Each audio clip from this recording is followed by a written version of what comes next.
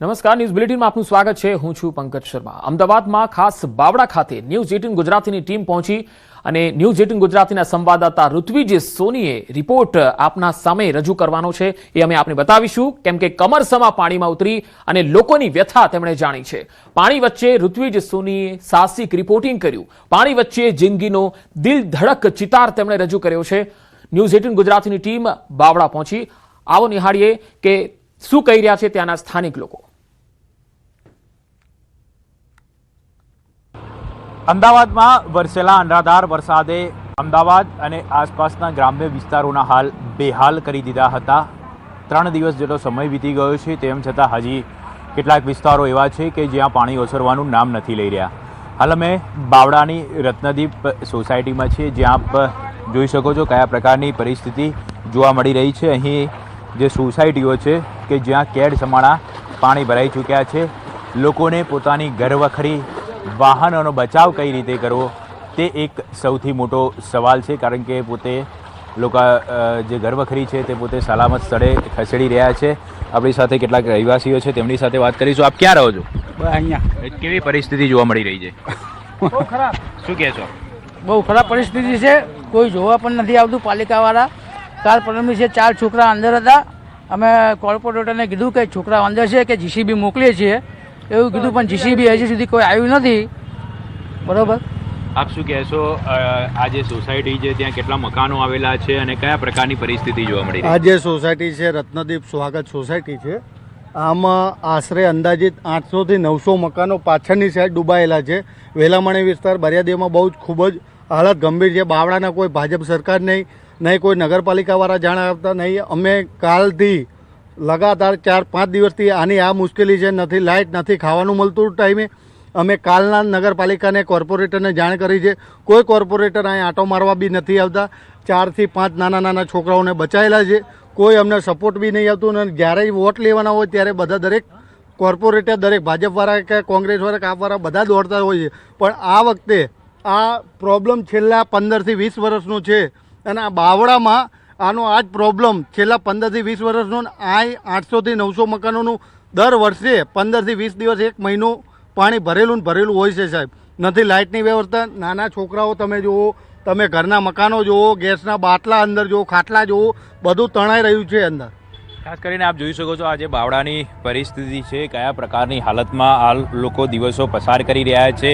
વહીવટીતંત્રને જાણ કરી છે, તેમ છતાં અહીં કોઈ પણ પ્રકારની તેઓને મદદ ન મળી હોવાનો દાવો સ્થાનિકો દ્વારા કરવામાં આવી રહ્યો છે. લાખો રૂપિયાનું નુકસાન છે, કારણ કે ઘરવખરી તો પલળી ગઈ છે. સાથે સાથે જે વાહનો છે તે વાહનો પણ હાલ કઈ રીતે પાણીની અંદર ગરકાવ થઈ ગયા છે તે જોઈ શકાય છે. આજે અહીં લોકો જે રીતે પાણીમાંથી પસાર થઈ રહ્યા છે તેના પરથી જ અંદાજ લગાવી શકાય કે અહીં કેટલી હદ સુધી પાણી ભરાઈ ચૂક્યા છે. એટલે હાલ તમામ લોકોને એક જ અપેક્ષા છે કે જિલ્લા વહીવટીતંત્ર તેમની મદદે આવે અને તાત્કાલિક રીતે આ પાણીનો યોગ્ય નિકાલ કરે, જેથી કરીને પોતાનું જે જનજીવન છે તે પૂર્વરત થઈ શકે. કેમેરામેન હરીશ શર્મા સાથે ઋત્વિજ સોની, ન્યૂઝ 18 ગુજરાતી, બાવળા. તો બાવળાના અનેક સોસાયટીઓ હજુ પણ પાણીમાં છે. ઘરોમાં પાણી ઘૂસતા ઘરવખરી પલળી ગઈ છે. સાંભળો બાવળાના લોકોની વેદના. કોઈ જોવા નથી આવતું. ખૂબ જ ખરાબ પરિસ્થિતિ છે. અહીંયા 800 થી 900 મકાનો પાણીમાં ગરકાવ છે. વીજળી નથી અને ખાવાનું પણ મળતું નથી. કોઈનું સમર્થન ન મળતું હોવાનો પણ સ્થાનિક લોકો આરોપ લગાવી રહ્યા છે. પૂરના પાણીમાં બધું જ તણાઈ ગયું છે. વહીવટી તંત્રને જાણ પણ કરી, છતાંય કોઈ આવ્યું નથી. હાલ અમે બાવળામાં છીએ કે જ્યાં કયા પ્રકારની પરિસ્થિતિ છે હું આપને બતાવવા માંગીશ. અનેક એવી સોસાયટીઓ છે કે જ્યાં હજી પણ ઘરમાં કેડ સમાણા પાણી જોવા મળી રહ્યા છે. આપ દ્રશ્યમાં જોઈ શકો છો, અહીં લોકોના હાલ બેહાલ થઈ ગયા છે, કારણ કે વરસાદ બંધ થયે લગભગ કલાકો વીતી ગયા છે, તેમ છતાં આ પાણી ઓસરવાનું નામ નથી લઈ રહ્યા. ઘરની જે મહિલાઓ છે તે ભારે પરેશાન છે, કારણ કે એક તરફ રસોઈની ચિંતા, બીજી તરફ ઘરવખરીનો સામાન સાચવવાનો, ઘરમાંથી પાણીનો નિકાલ કરવાનો. એટલે અહીં લોકો છે તે ભારે હાલાકીનો સામનો કરી રહ્યા છે.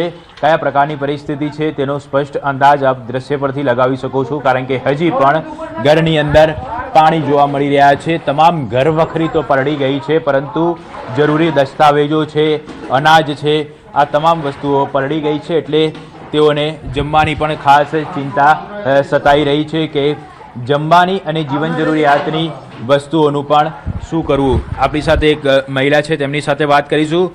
બેન, શું કહેશો, કયા પ્રકારની પરિસ્થિતિ આપણા ઘરે જોવા મળી રહી છે? આ સાલ સાહેબ એવું છે કે ઓચિંતું જ પાણી આવી ગયું અને સીધું ઘરમાં જ ઘૂસી ગયું. અમારા ઘરવકરી ઉપર ચડાવવા જતાં પણ તાત્કાલિક પાણી ગયું, બધું જ પલળી ગયું. અમારા ઘરના કાગળિયા પલળી ગયા, જરૂરી દસ્તાવેજ પલળી ગયા, અનાજ તો બધું જ પલળી ગયું. છતાંય અમે પલાળેલું અનાજ ઉપર સૂક્યું છે. હવે એ ખાવા લાયક તો છે નહીં, પણ ગાયો રાખીએ છીએ એટલે એને તો કોરું કરીને ખવડાવીશું. અને કોઈ હજુ આવ્યું તો છે જ નહીં આજની તારીખ સુધી. પાણી પીવાનું નહોતું. અમે છેક રાસમથી પાણી ટ્રેક્ટર મારફત લાવી અને 3 દિવસથી પાણી પીવી છે. નાહવા માટે 3 દિવસથી નાહ્યા વગરના જો આવા વસ્ત્ર પહેરીને રહીએ છીએ. પીવાનું પાણી, નાહવાનું કોઈ પાણીની સગવડ જ હજુ બધી નથી થઈ. લાઇટ તો નથી જ, તે 3 દિવસથી લાઇટ નથી. લાઇટો નથી, પીવાના પાણીની કોઈ સગવડ નથી અને ઘર વખરી છે તે પલળી ગઈ છે. હું આપને આસપાસનો જે વિસ્તાર છે તે બતાવવા માંગીશ કે અહીં ચારે તરફ માત્ર ને માત્ર પાણી જ જોવા મળી રહ્યું છે.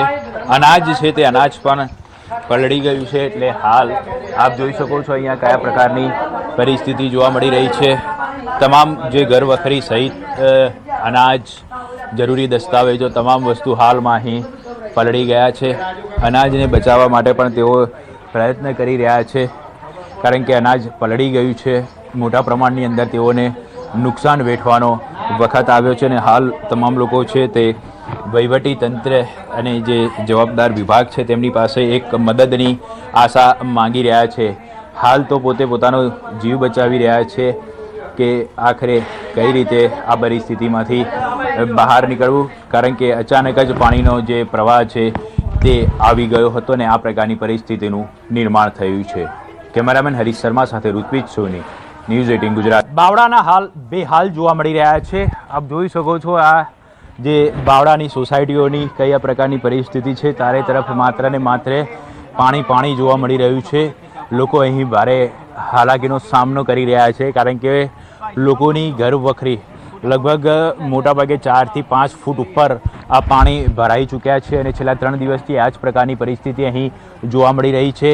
ગાડીઓ, ઘર વખરી, અનાજ, જરૂરી દસ્તાવેજો, આ તમામ વસ્તુઓ છે તે પાણીની અંદર ગરકાવ થઈ ચૂકી છે.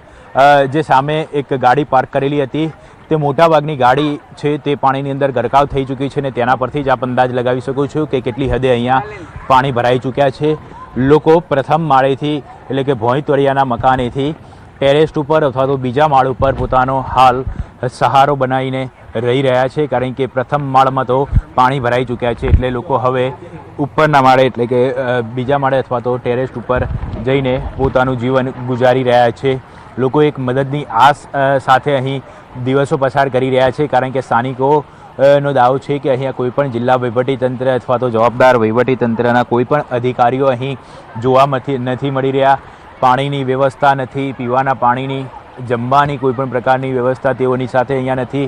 છેલ્લા 2-3 દિવસથી અહીંયા લાઇટો પણ નથી. એટલે હાલ આ જે બાવળાના રહેવાસીઓ છે ત્યાં જે ભારે હાલાકીનો સામનો કરી રહ્યા છે અને જે મહિલાઓ છે તે પણ હાલ અહીં ખાસ કરીને ભારે મુસીબતોનો સામનો કરી રહી છે. કેમેરામેન હરીશ શર્મા સાથે ઋત્વિજ સોની, ન્યૂઝ 18 ગુજરાતી, બાવળા. બાવળાનો બળિયાદેવ વિસ્તાર કે જ્યાં 500થી વધારે મકાનો છે જે હાલ પાણીની અંદર ગરકાવ જોવા મળી રહ્યા છે. આપ દ્રશ્યની અંદર જોઈ શકો છો જે ગ્રાઉન્ડ ફ્લોર ભોંયતળિયાનું મકાન છે, પોણા ભાગનું મકાન પાણીની અંદર જોવા મળી રહ્યું છે. કેડ સમાણા પાણી અહીંયા ભરાઈ ચૂક્યા છે. આ તમામ મકાનો છે ત્યાં આ જ પ્રકારની પરિસ્થિતિ જોવા મળી રહી છે. છેલ્લા 3 દિવસથી અહીં આ પ્રકારની પરિસ્થિતિ જોવા મળી રહી છે અને લોકો પોતાનો ઘર વખરી સહિત અનાજ, જરૂરી દસ્તાવેજોનો સામાન છે તે બચાવવા માટે હાલ કામે લાગ્યા છે. અને કયા પ્રકારની જે અહીંયા પરિસ્થિતિ સર્જાઈ છે તેનો સ્પષ્ટ અંદાજ આપ આ દ્રશ્ય પરથી જ લગાવી શકો છો. લોકો પ્રથમ માળે રહેવા માટે જતા રહ્યા છે. અચાનક જ્યારે આ પાણીનો પ્રવાહ આવ્યો હતો, પાણી હસી આવ્યું હતું, ત્યારે લોકો પોતાનો સરસામાન બચાવવા માટે કામે લાગ્યા હતા. અનેક લોકો સ્થાનિકો દ્વારા લોકોને બચાવવામાં પણ આવ્યા હતા. આપણી સાથે એક યુવક છે, તેની સાથે વાત કરીશું. આપ શું કહેશો, કયા પ્રકારની પરિસ્થિતિ આ વિસ્તાર